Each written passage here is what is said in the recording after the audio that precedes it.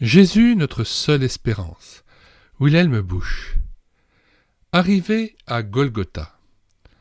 Je te glorifierai par ma musique, mes lèvres t'acclameront de m'avoir libéré. Psaume 71, 23. Les adolescents avec lesquels je m'entretiens fréquemment dans l'exercice de mes fonctions de pasteur responsable de jeunes me posent souvent la question suivante, tantôt de manière polie, tantôt de manière abrupte, tantôt bien enveloppée et tantôt directe. Dites donc, monsieur Busch, l'Église a-t-elle encore vraiment quelque chose de crédible à proposer aujourd'hui ? Elle semble avoir perdu tout crédit auprès des masses. Je leur réponds. Mes chers amis, nous autres chrétiens sommes les seuls à pouvoir offrir quelque chose de crédible et de valable au monde contemporain. Y a-t-il encore une seule idéologie qui ne se soit pas discréditée ? Existe-t-il encore une vérité à laquelle l'homme puisse vraiment s'accrocher ? Où trouver des valeurs sûres auxquelles il puisse se cramponner ? Je le répète, les chrétiens sont les seuls à pouvoir proposer au monde, en faillite spirituelle, des solutions qui ont fait leurs preuves. Mes interlocuteurs veulent en savoir plus. Mais alors, que propose donc l'Église qui soit réellement valable ? La question est pertinente. Qu'avons-nous à offrir qui soit digne de foi et d'intérêt ?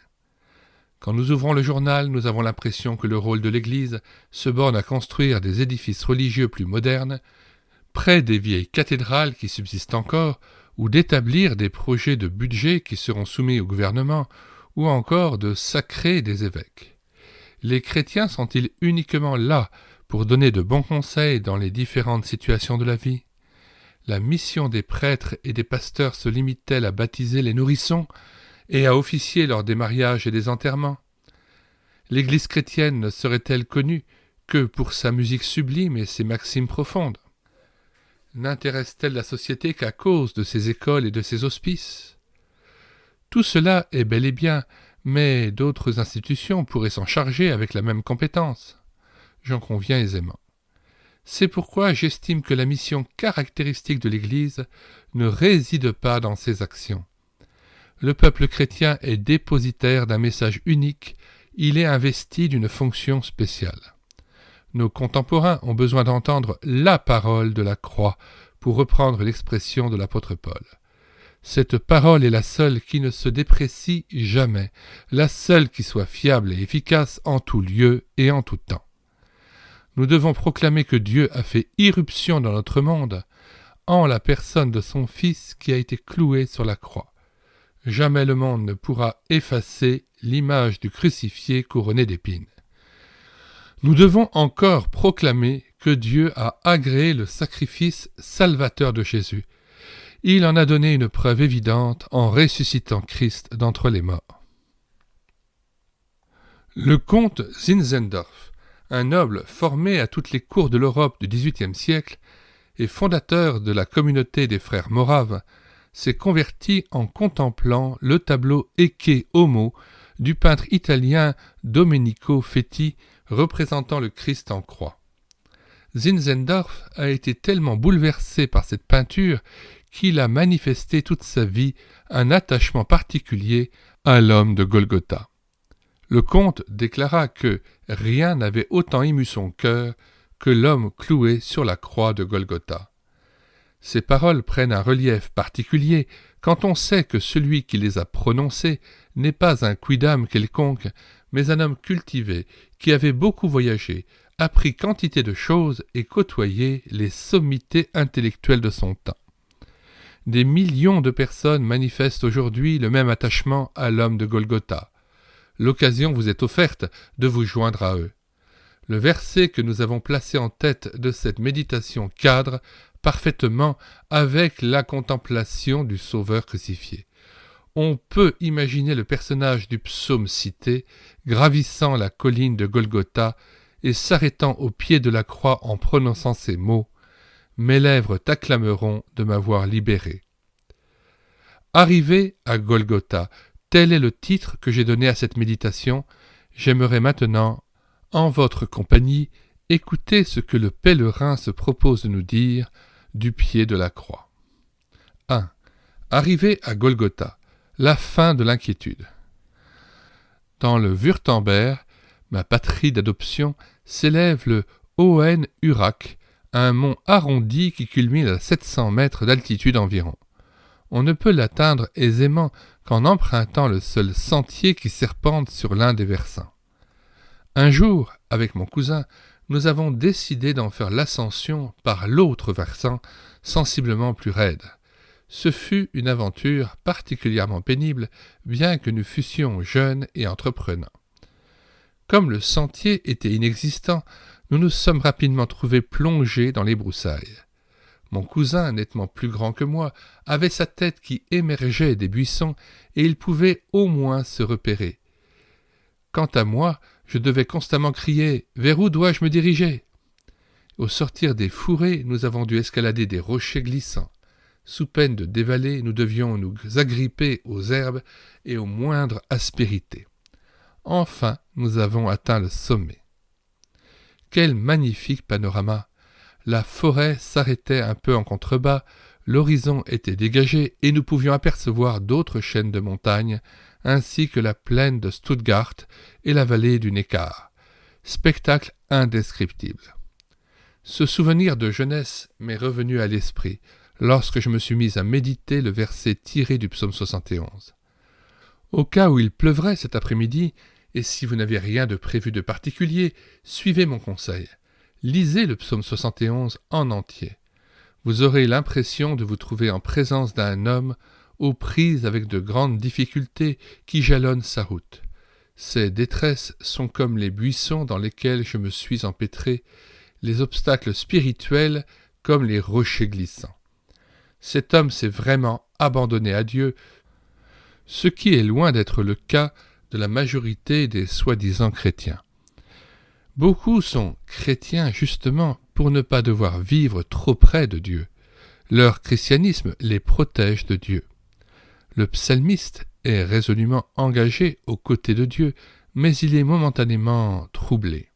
Ses paroles sont le reflet de ce désarroi intermittent. Il est capable de dire « Seigneur, tu es ma forteresse », et aussitôt après de lancer ce cri « Mon Dieu, fais-moi échapper à la main du méchant ». À un autre moment, il déclare « Je suis pour toujours comme un prodige, et toi tu es mon puissant refuge ».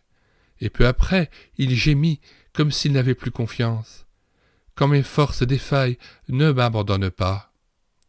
Puis à nouveau, le cœur joyeux et plein de foi, il s'écrie « Je m'avancerai avec des exploits, Seigneur éternel, je rappellerai ta justice, la tienne seule. » Mais au verset suivant, il exprime ses craintes. « Jusque dans la vieillesse, aux cheveux blancs, ô Dieu, ne m'abandonne pas. » Les paroles de ce psaume reflètent les hauts et les bas, la vie en dents de scie, les victoires et les défaites, les élans de foi et les doutes qui caractérisent la vie d'un chrétien. Une lutte implacable s'est engagée en lui, entre l'ardeur joyeuse et le découragement, entre l'enthousiasme et la dépression. Ces attitudes extrêmes ne sont jamais très éloignées l'une de l'autre. Le psalmiste s'était lancé avec le dynamisme de Dieu, et maintenant le voilà se frayant péniblement son chemin dans les taillis, comme ce fut mon cas dans l'ascension du Hohen-Urach. Dans quelques instants, il prendra son envol comme l'aigle pour se retrouver un peu plus tard plaqué au sol comme si ses ailes s'étaient brisées. Combien j'ai vu de jeunes pensionnaires de notre foyer à Weigel agir de la sorte. Certains prenaient un départ fulgurant dans la vie chrétienne. Mais 4 semaines plus tard, il ne subsistait plus rien des bonnes dispositions du début. À la fin du psaume, la situation change. Comme avait brusquement changé le décor lorsque je suis parvenu au sommet de Hohen-Urach, après une pénible escalade. Le psalmiste a atteint le point culminant. Il est sur le mont Golgotha où se dresse la croix de Jésus. Oubliez les élans de foi suivis des accès de doute. Il contemple le Seigneur cloué sur le bois. Mes lèvres t'acclameront de m'avoir libéré. Il chante avec allégresse. C'est comme si la croix de Jésus avait banni tous les tourments de sa vie. Fini la lutte, fini la recherche du chemin, Fini les montées et les descentes, fini les hauts et les bas, fini la succession des chutes et des relèvements. Un de nos cantiques exprime bien la puissance qui se dégage de la croix. Veux-tu marcher toujours pur, triomphant? La force est en Christ. Pour te garder, Jésus est tout-puissant. La force est dans le sang de Christ. Quelqu'un est peut-être tenté de m'interroger. Monsieur Bush, le psaume appartient à l'Ancien Testament. Or, vous le rattachez à la croix de Jésus-Christ. Les hommes de l'Ancienne Alliance ont-ils pu la connaître? Jésus n'est-il pas apparu beaucoup plus tard? Sans la moindre hésitation, je lui répondrai que ces témoins de l'Ancien Testament ont effectivement connu Jésus crucifié, car ils étaient animés d'un esprit prophétique. Le théologien suisse Fischer affirme « La croix de Jésus est au centre de l'histoire. Elle agit aussi bien dans le sens de l'histoire que rétrospectivement. Les fidèles de l'Ancienne Alliance sont au bénéfice du sang de Jésus. La fin du psaume 71 revêt un intérêt particulier. Au terme de multiples combats, le psalmiste arrive à Golgotha, au pied de la croix de Jésus, l'emblème du salut. Là, il ne se perd pas en explications dogmatiques sur le pourquoi et le comment de la mort du Fils de Dieu. Il ne cherche pas à savoir si cette mort est efficace pour les humains encore à naître. En Ésaïe 53, le prophète inspiré envisage la mort du serviteur sous l'angle théologique. Il porte nos péchés, il meurt à notre place, il justifie beaucoup de pécheurs. Rien de semblable dans le psaume 71. Le psalmiste semble dire « J'arrive » et tout devient lumineux. Je vais illustrer mes propos d'une autre manière. Je ne connais pas grand-chose à l'électricité. Par honnêteté, je devrais même dire que je n'y comprends rien. Peut-être étais-je justement absent lorsque ce cours a été donné. Je ne me l'explique pas autrement. Quand j'entends parler d'ampères et de volts, de courants continus et de courants alternatifs, je prends un air intéressé pour masquer ma totale ignorance du sujet. Cela ne m'empêche pas de me servir d'un rasoir électrique, du chauffage électrique, de lampes électriques et ma femme d'une cuisinière électrique.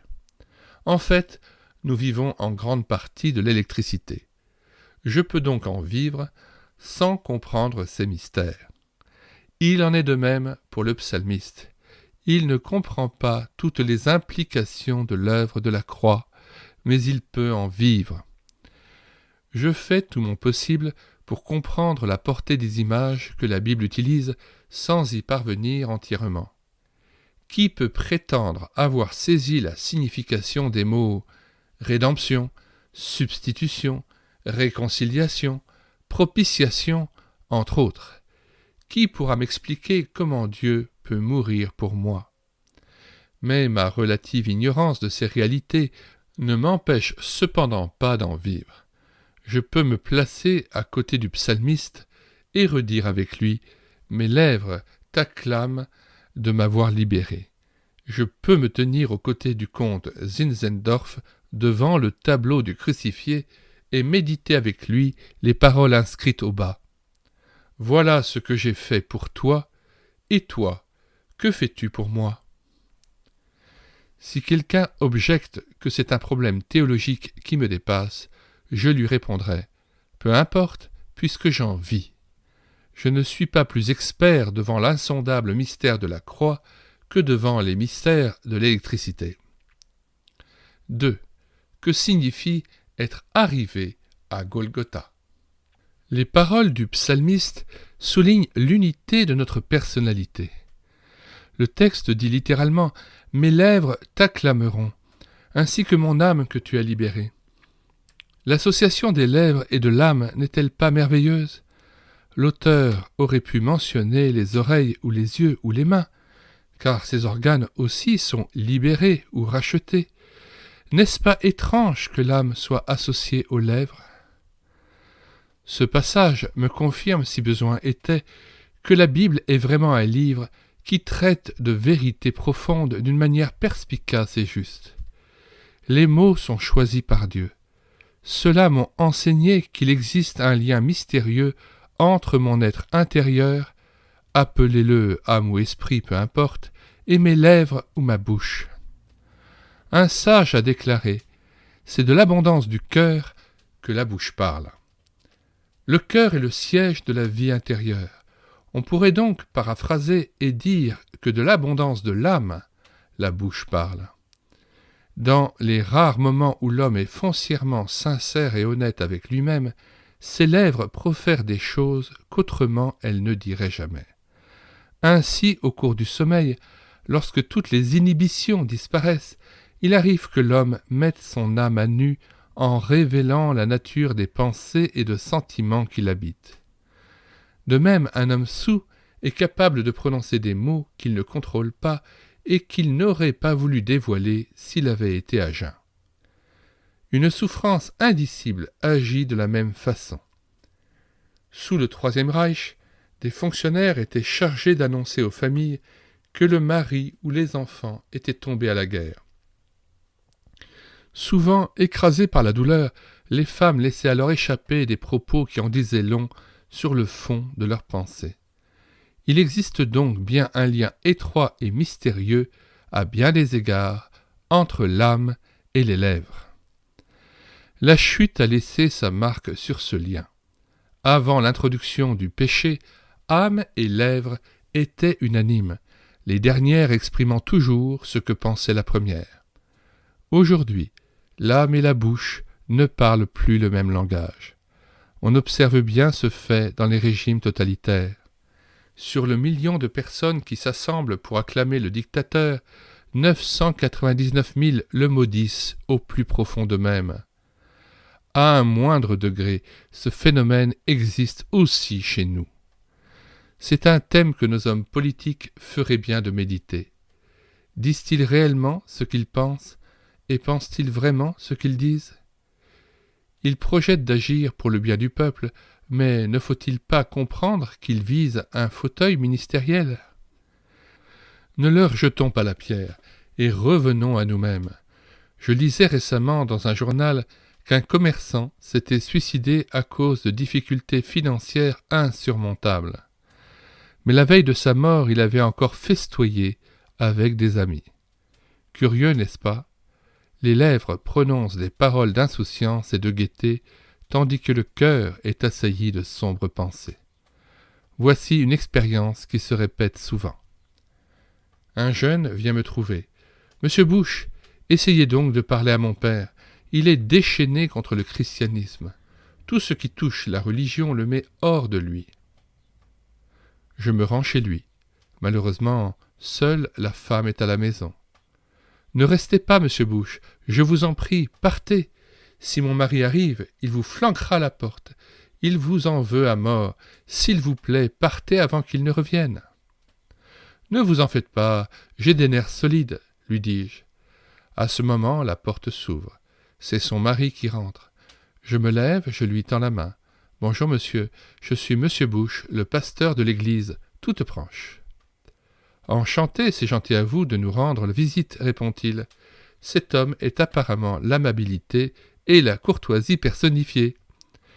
J'essaie de sonder son cœur pour savoir ce qu'il pense vraiment. En vain, car il est impénétrable.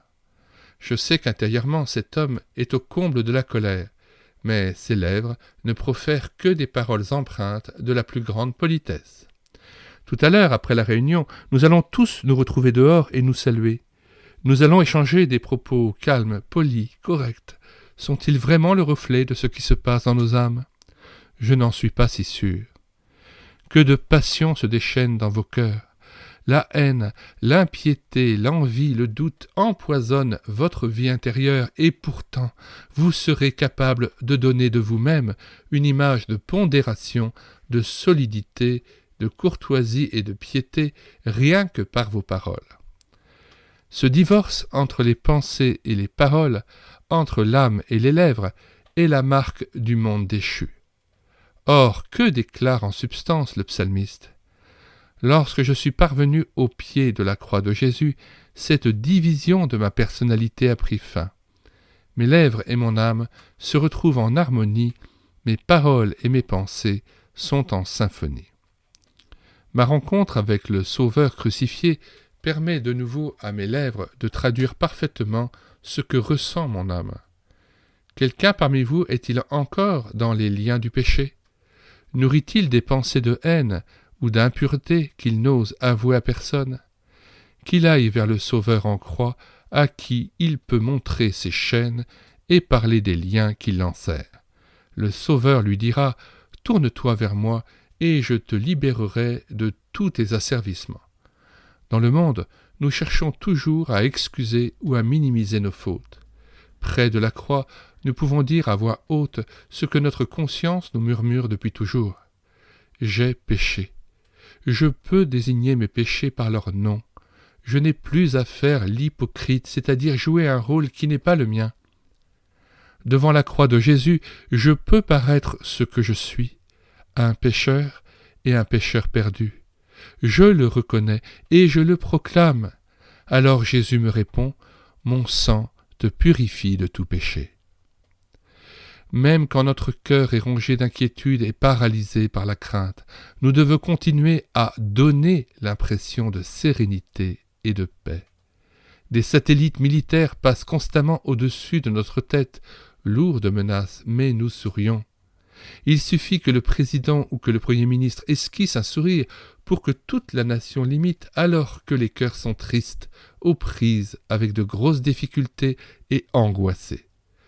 Devant la croix de Jésus, j'ai toute liberté de déposer mes fardeaux et de me présenter comme un enfant craintif auquel le Seigneur dit « Ne crains pas, je t'ai racheté, je t'ai appelé par ton nom, tu m'appartiens, j'ai gravé ton nom sur mes mains. » N'est-ce pas prodigieux qu'en face du Sauveur crucifié, notre personnalité déchirée puisse retrouver son unité? Mes lèvres lui disent ce qu'éprouve mon âme, et lorsqu'il aura guéri mon âme, mes lèvres le loueront. N'aurais-je pas raison d'affirmer que la croix de Jésus est la seule thérapie psychiatrique susceptible de me venir en aide et de répondre à tous mes besoins? Troisièmement, arrivé à Golgotha, la porte de la joie. La joie est une nécessité vitale pour notre cœur. Pourtant, j'ai comme l'impression qu'elle s'est retranchée dans une forteresse. Au cours de mes 30 années de ministère comme pasteur responsable de jeunes, j'ai été le témoin amusé des efforts déployés par les générations successives pour prendre d'assaut la forteresse de la joie. En revoyant ces mêmes générations quelques années plus tard, je me suis aperçu tout de suite que leurs efforts ont été vains. Les hommes ont certes connu des plaisirs, mais ceux-ci leur ont laissé un arrière-goût amer. Ils ont goûté à l'ivresse et aux amusements, mais ils n'ont pas découvert la joie. Que c'est étrange! Chaque génération entreprend la conquête de la forteresse de la joie, mais devant les difficultés de l'assaut, elle se résigne. Faites un tour dans les hospices de personnes âgées. Que de querelles et d'amertume s'y donnent libre cours. Combien est différente l'expérience du psalmiste. J'ai gravi le mont Golgotha où Jésus est mort pour moi. Là, j'ai trouvé la joie. C'est pourquoi mon âme et mes lèvres, mon être tout entier acclament celui qui m'a racheté. La forteresse de la joie ne se rend pas, mais à la croix de Golgotha, une porte s'est ouverte et elle donne sur la joie. L'arrivée à Golgotha s'accompagne de la découverte de la joie. À l'instant même où le pèlerin parvient au pied de la croix, il peut brandir l'étendard de la joie. Des chrétiens amers ne sont pas des chrétiens. Il existe des choses incompatibles entre elles. L'amertume et la condition de chrétien en sont. Même dans la tourmente, la joie n'abandonne pas le chrétien. Comme l'a chanté Paul Gerhardt, le monde me fait sourire avec sa fureur. N'est-ce pas la preuve que son fanion de la joie flottait au vent? J'ai toujours été très ému de constater que même sur leur lit de mort, les chrétiens respiraient une joie sereine. Cela s'explique, car celui qui appartient à Jésus et qui a reçu le pardon des péchés par son sang, celui-là ne meurt pas. Il s'endort dans les bras de son Sauveur mort pour lui et désormais éternellement vivant. Avons-nous déjà sorti notre drapeau ou l'avons-nous maintenu dans la poche ? Dans l'une des chansons chères à tous les groupes de jeunes depuis la naissance des mouvements de jeunesse, on peut entendre ces paroles. Pour nous, le soleil ne se couche pas. Des générations d'adolescents ont chanté ces mots. Il y a sans doute dans l'auditoire des personnes chauves aujourd'hui, mais qui autrefois ont crié à tue-tête « Pour nous, le soleil ne se couche pas ». Pourtant, le soleil s'est couché, et ces personnes sont au soir de leur vie, certaines dans l'antichambre de la mort. En fait, seules des personnes parvenues à Golgotha peuvent s'approprier de telles paroles. Pour moi, le soleil ne se couche pas, car le Seigneur Jésus-Christ est mon soleil. Ce qui inspire mon chant, c'est ce qui est au ciel. Nous mettons comme à l'ordinaire dans les commentaires de cette vidéo le lien de téléchargement gratuit de cet ouvrage sur le site internet médiathèquechrétienne.fr, site entièrement consacré à la réédition numérique des ouvrages épuisés et non réédités. Nous ajoutons dans les commentaires de cette vidéo le lien de téléchargement de ces ouvrages. Vous pouvez vous rendre sur le site internet médiathèquechrétienne.fr afin de télécharger les autres ouvrages de Wilhelm Busch, Jésus notre roi, Jésus notre destin, Jésus notre paix et un chant dans le chaos que nous avons numérisé pour vous. Prenez le temps aussi de regarder sur la page d'accueil les centaines d'ouvrages que nous avons mis à nouveau à votre disposition alors qu'ils étaient dorénavant indisponibles dans les librairies ou les maisons d'édition, puisque épuisés et non réédités. Si vous voulez connaître les différents audiobooks que nous prenons en charge sur cette chaîne YouTube et l'écouter sa parole, les différents cantiques que nous mettons en parole en vue d'une rétroprojection en assemblée, ainsi que la présentation des ouvrages que nous numérisons sur médiathèquechrétienne.fr, abonnez-vous à cette chaîne afin d'être mis au courant de toute notre activité que nous déployons pour participer humblement à l'œuvre du Seigneur. Nous vous disons au revoir et à bientôt.